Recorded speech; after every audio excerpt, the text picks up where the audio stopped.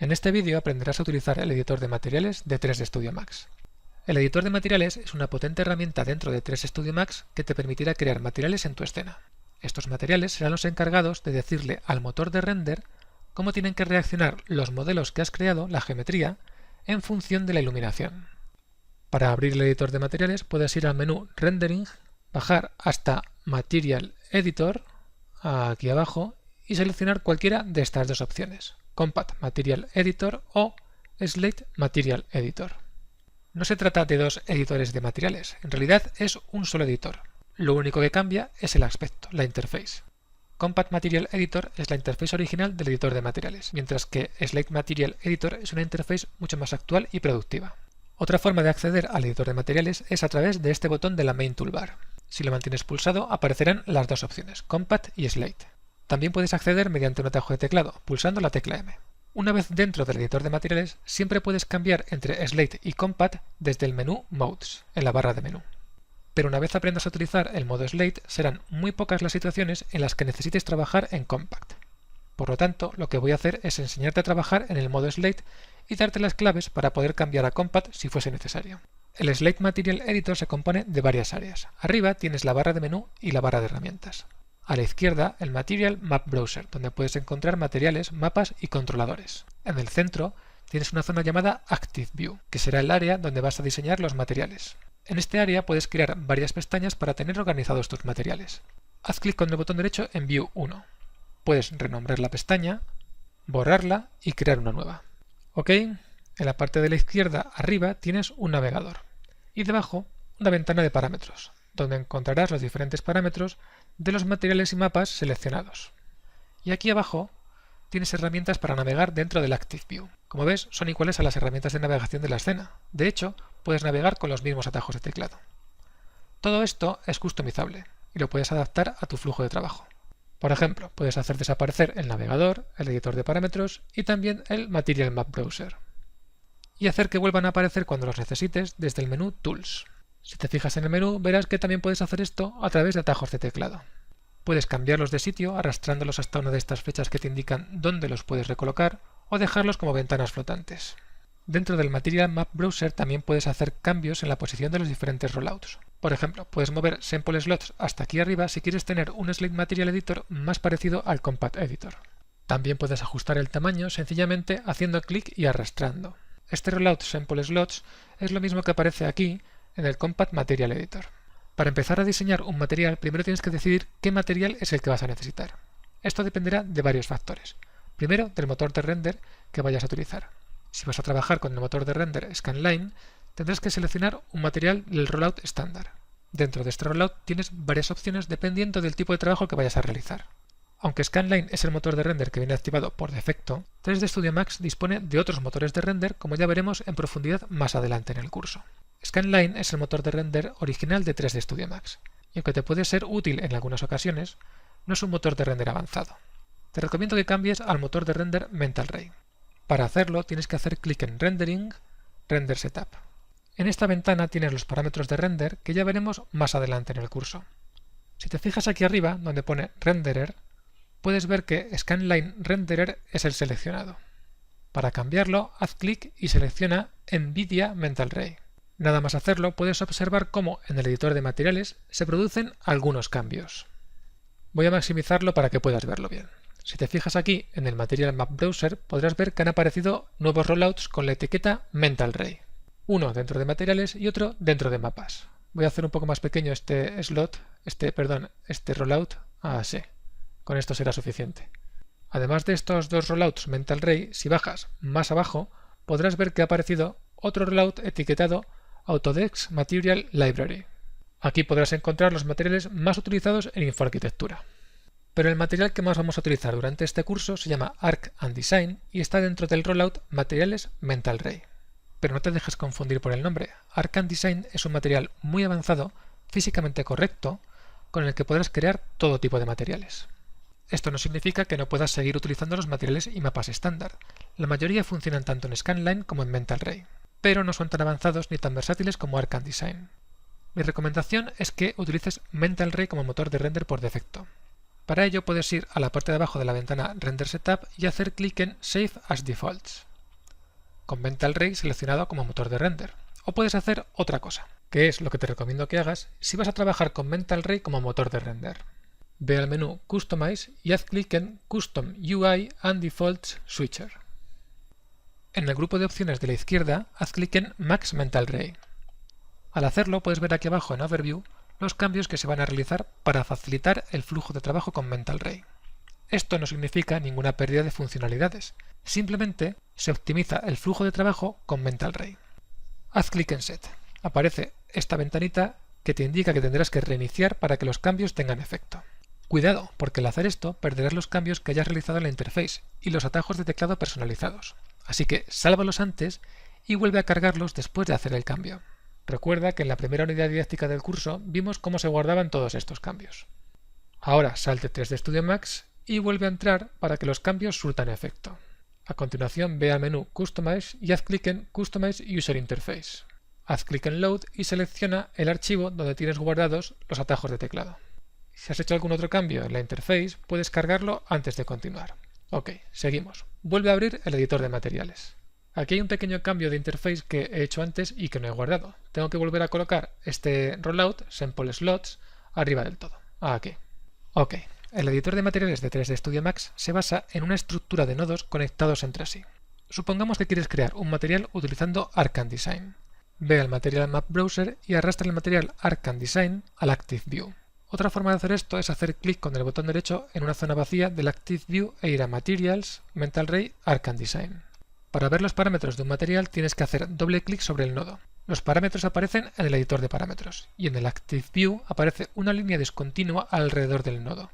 Esto indica que los parámetros que aparecen en el editor de parámetros pertenecen a este nodo. En el editor de parámetros puedes renombrar y dar diferentes valores a las diferentes propiedades o parámetros de este material.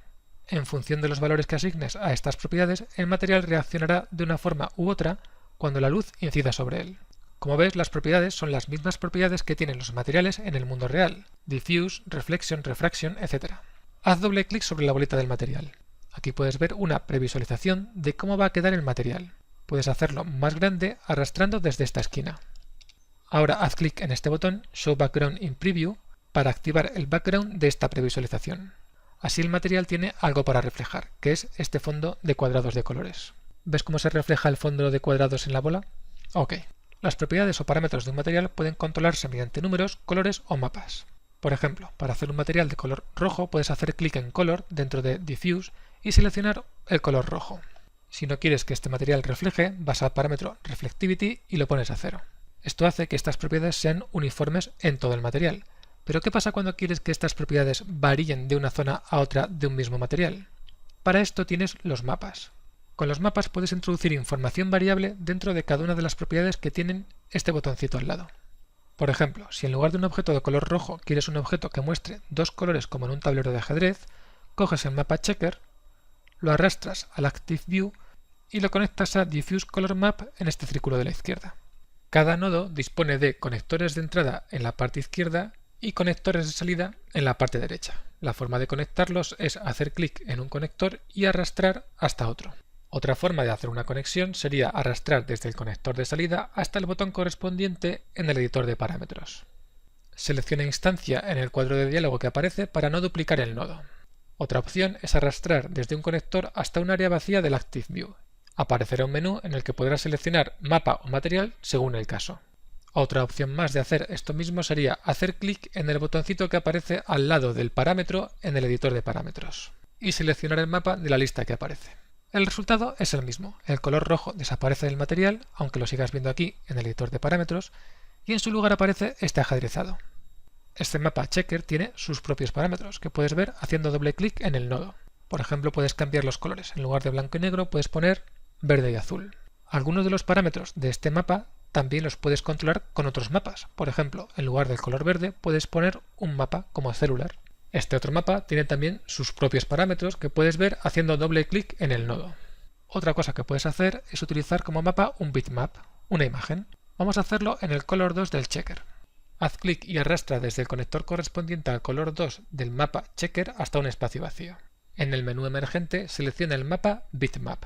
Aparece una ventana donde puedes elegir cualquier imagen a la que tengas acceso desde tu ordenador. Naturalmente tienes que procurar tener las imágenes que vayas a usar en la carpeta Images de tu Project Folder.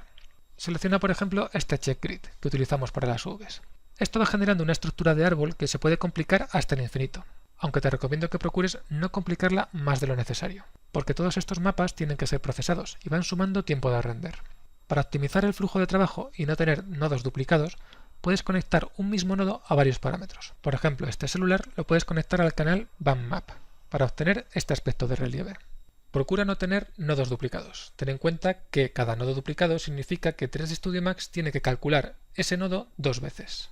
Puedes conectar un mismo nodo a varios conectores de un mismo material y también puedes conectarlo a conectores de cualquier otro material. De esta forma te aseguras de que el tiempo de cálculo de los nodos sea el mínimo a la hora del render. Varios materiales pueden compartir un mismo mapa, o mejor dicho, un mismo nodo. También puedes duplicar un nodo del mismo modo que duplicas un objeto, moviendo y arrastrando mientras mantienes pulsada la tecla Shift. Para asignar un material a un objeto, puedes seleccionar el objeto, seleccionar el material y hacer clic en el botón Assign Material to Selection. Para asignar el material Test a esta tetera, selecciono la tetera, selecciono el material Test y hago clic en Assign Material to Selection. Vamos a ver otra forma de hacer esto, pero antes voy a asignar este otro material gris a la tetera para que cambie el color, así. Otra forma de asignar un material es hacer clic en el círculo de salida del material y arrastrar hasta el objeto. ¿Ok? Bien. Para ver una representación del material en el viewport, tienes que hacer clic en el botón Show Shaded Material in Viewport. Perdón, tenía seleccionado otro material, ahora sí. Esto te mostrará una versión simplificada del material. Si quieres ver algo más fiel al resultado final, mantén pulsado el botón y selecciona Show Realistic Material in Viewport. Esta franja roja que aparece es la forma que tiene 3D Studio Max de decirte que este material está siendo visualizado en el viewport. Ahora puedes ver el material en el viewport exactamente igual que el material que ves en el preview del editor de materiales.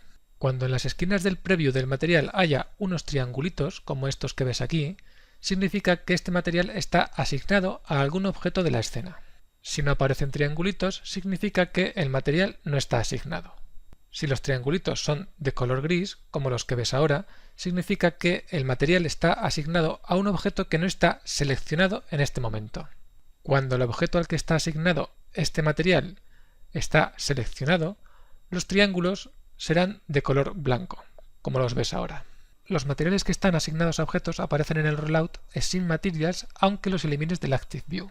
Una vez asignado a un objeto, el material se guarda con la escena y lo podrás encontrar en el rollout Assign Materials. Si eliminas el resto de materiales, los que no estaban asignados a ningún objeto, se perderán y no podrás recuperarlos. Para volver a poner un material en el Active View puedes arrastrarlo desde el Assign Materials. Otra cosa que puedes hacer es capturarlo con la herramienta Pick Material from Object. Activa la herramienta y haz clic en el objeto que contiene ese material. Aparecerá en el Active View. Si quieres conservar un material sin asignarlo a un objeto, puedes crear una instancia de ese material en el rollout Sample Slots. Haz clic y arrastra desde el conector de salida del material a un slot del rollout y crea una instancia. De esta forma puedes borrar el material del Active View sin perderlo aunque no esté asignado a ningún objeto. Si el material no está asignado a ningún objeto y no has creado ninguna instancia en el rollout Sample Slot, lo perderás al eliminarlo del Active View. Todo esto lo puedes hacer también en el modo Compat, pero es mucho más engorroso. El material aparece arriba y los parámetros abajo. Para navegar por los diferentes mapas de este material, puedes hacer clic en este botón, Material Map Navigator. Para editar los parámetros de un mapa o material, selecciona la rama correspondiente en el árbol del material. También puedes hacer clic en los botones correspondientes al lado de cada parámetro. Para subir un nivel en este árbol tienes que hacer clic en el botón Go to Parent. Como ves, no es muy práctico comparado con el modo Slate, que es el que te recomiendo que utilices. Practica lo que has aprendido creando complejos árboles de materiales y echa un vistazo a los diferentes tipos de mapas y materiales.